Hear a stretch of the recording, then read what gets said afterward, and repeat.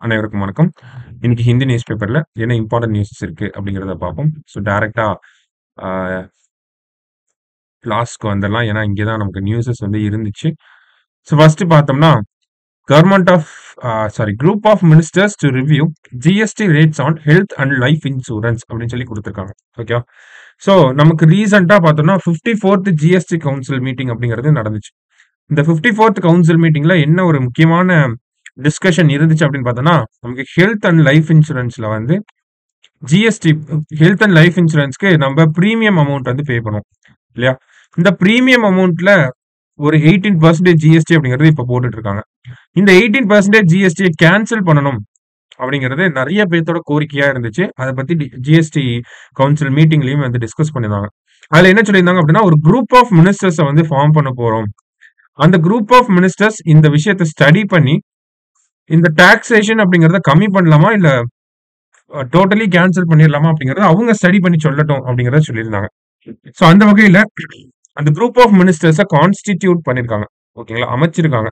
So அதனுடைய தலைவரா யார் இருக்க போறாங்க அப்படின்னு பார்த்தோம்னா பீகாருடைய துணை முதல்வர் சாம்ராஜ் சௌத்ரி அப்படிங்கிறவர் தான் இந்த 13 பேரோட ஹெட்டா இருக்க போறாரு. இந்த 13 பேர் கொண்ட குழு தான் இதை பத்தி ஸ்டடி பண்ண போறாங்க. ஓகேங்களா. அப்ப அந்த குழுவோட தலைவர் யாரு அப்படிங்கறத நம்ம தெரிஞ்சுக்கணும். சாம்ராஜ் சௌத்ரி. சரிங்களா. அடுத்ததா பார்த்தோம்னா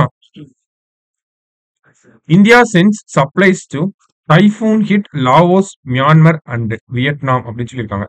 ஸோ ரீசெண்டா பார்த்தோம்னா நமக்கு இந்த சைக்ளோன் யாகி அப்படிங்கிறது சைக்ளோன் இல்ல டைஃபூன் யாகி பசிபிக் ஓஷன் சைட்ல டைஃபூன் அப்படின்னு சொல்றாங்க. So Laos, Myanmar and Vietnam இந்த ரீஜன்ல எல்லாம் நிறைய மழையை கொடுத்துச்சு, நிறைய டிஸ்ட்ரக்ஷன் அப்படிங்கிறது நடந்திருக்கு. ஓகேங்களா.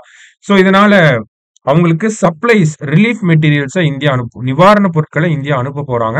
அதுக்கு வந்து ஒரு ஆபரேஷனை ஃபார்ம் பண்ணியிருக்காங்க. அந்த ஆபரேஷன் பேர் தான் ஆபரேஷன் சத்பவ் அப்படின்னு சொல்லி பேர் வச்சிருக்காங்க. நிறைய genset, food items, medical supplies இதெல்லாம் வந்து நம்ம அனுப்ப போறோம். சரிங்களா. ஸோ அது எதுல எடுத்துட்டு போக போறாங்க அப்படின்னு பார்த்தோம்னா இந்தியன் நேவியோட ஐஎன்எஸ் சாத்புரா அப்படிங்கிற இந்த ஷிப்ல தான் எடுத்துட்டு போக போறாங்க. ஸோ அதையும் நம்ம தெரிஞ்சுக்கிற வேண்டியது முக்கியமா இருக்கு. சரிங்களா. ஐஎன்எஸ் சாத்புரா, ஆபரேஷன் நேம் தான் சத்பவ். ஓகேங்களா. ஸோ இந்த இடத்துல பார்த்தோம்னா ஒரு அக்ரானிம் கொடுத்துருக்காங்க. ஒரு அப்ரிவியேஷன் கொடுத்துருக்காங்க. HADR.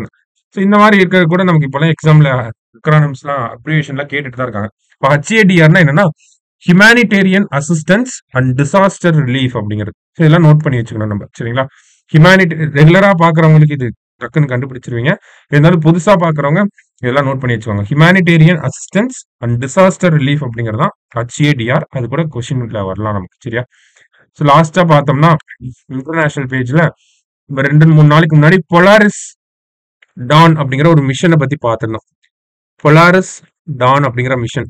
ஓகேங்களா. ஸோ இந்த மிஷன்ல என்ன பண்ணாங்க அப்படின்னா இது ஒரு பிரைவேட் லான்ச். ஃபர்ஸ்ட் இதை நம்ம தெரிஞ்சுக்கணும். பிரைவேட் இந்த சென்ஸ் ஸ்பேஸ் எக்ஸ் இருக்காங்க இல்லையா, ஸ்பேஸ் எக்ஸ் தான் லான்ச் பண்ணியிருந்தாங்க. லான்ச் வெஹிக்கிள் பார்த்தோம்னா ஸ்பேஸ் எக்ஸோட ஃபால்கான் 9 அதுதான் லான்ச் வெஹிக்கிள். மிஷனோட அப்ஜெக்டிவ் என்னன்னா ஸ்பேஸ்க்கு போயிட்டு ஸ்பேஸ்க்கு யாரை கூட்டிட்டு போறாங்க அப்படின்னா ஒரு 4 சிவிலியன்ஸ் தான் கூட்டிட்டு போனாங்க. ஓகே. ஸோ இந்த 4 சிவிலியன்ஸையும் ஸ்பேஸுக்கு கூட்டு போய் ஸ்பேஸ்ல நடக்கும் ஸ்பேஸ் வாக் பண்ண போறாங்க. ஓகே. ஸோ அதுதான் இந்த மிஷனோட முக்கியமான அப்ஜெக்டிவ். ஏன்னா இதுக்கு முன்னாடிலாம் ஆஸ்ட்ரோநாட்ஸ் மட்டும்தான் ஸ்பேஸ் வாக் பண்ணியிருக்காங்க, சிவிலியன்ஸ் யாரும் பண்ணதில்லை. ஸோ அதை அச்சீவ் பண்றதா இந்த மிஷனா இருந்துச்சு. அந்த ஒரு விஷயத்த சக்சஸ்ஃபுல்லா அச்சீவ் பண்ணியிருக்காங்க. சரிங்களா. யாரெல்லாம் போயிருக்காங்க அப்படின்னு பார்த்தோம்னா ஆனா மேனன் அப்படிங்கிறவங்க, அடுத்தது சாரா கில்லிஸ், அடுத்தது ஸ்காட் ஃபோர்ஜிட், அடுத்தது ஜாரட் ஐசக்மேன். இந்த 4 பேர் தான் அந்த மிஷன்ல போயிட்டு வந்தது. சரிங்களா. இவங்கெல்லாம் ஸ்பேஸ் எக்ஸ் எக்ஸ்க்ளூசிவா டிசைன் பண்ண EAV அப்படிங்கிற இந்த ஸ்பேஸ் ஷூட்டை போட்டுட்டு தான், actually this is the space shoot. ஓகேவா. ஸோ இந்த ஸ்பேஸ் ஷூட்டை போட்டுட்டு தான் ஸ்பேஸ்ல வந்து அந்த ஸ்பேஸ் வாக் அப்படிங்கிறத விண்வெளி நடைபயணம் அப்படின்னு கூட சொல்லலாம், அது பண்ணியிருக்காங்க. சரியா. ஏன்னா இது ஏன் சிக்னிபிகண்டா இருக்குன்னா முன்னாடி எல்லாம் ஆஸ்ட்ரோநாட்ஸ் பண்ணுவாங்க. இப்ப ஆஸ்ட்ரோநாட்ஸ் இல்லாம எந்த ஒரு ட்ரைனிங்கும் இல்லாம ஒரு சிவிலியன்ஸ் போய் அதை பண்ணதுதான் வந்து முக்கியமான ஒரு விஷயம், முக்கியமான அப்ஜெக்டிவா இருக்கு. அதுவும் மட்டும் இல்லாம இன்டர்நேஷனல் ஸ்பேஸ் ஸ்டேஷன் இருக்கு இல்லையா, சர்வதேச விண்வெளி நிலையம், அதோட ஒரு ஹைட்டான பொசிஷன்ல தான் ஓகேங்களா. ஸோ கிட்டத்தட்ட பூமியிலேருந்து பார்த்தோன்னா, ஒரு 1400 கிலோமீட்டருக்கு மேல போய் தான் இந்த ஒரு ஸ்பேஸ் வாக் அப்படிங்கிறது பண்ணியிருக்காங்க. அதுவுமே ஒரு பெக்குலியரான ஒரு விஷயம் தான். சரிங்களா.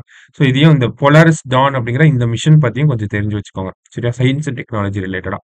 ஸோ இன்னைக்கு நியூஸ் பேப்பர்ல இருந்த முக்கியமான விஷயங்கள் இதெல்லாம் தான். சரிங்களா? நம்ம நாளைக்கு நியூஸ் பேப்பர் ரீடிங்ல மீட் பண்ணலாம். Thank you.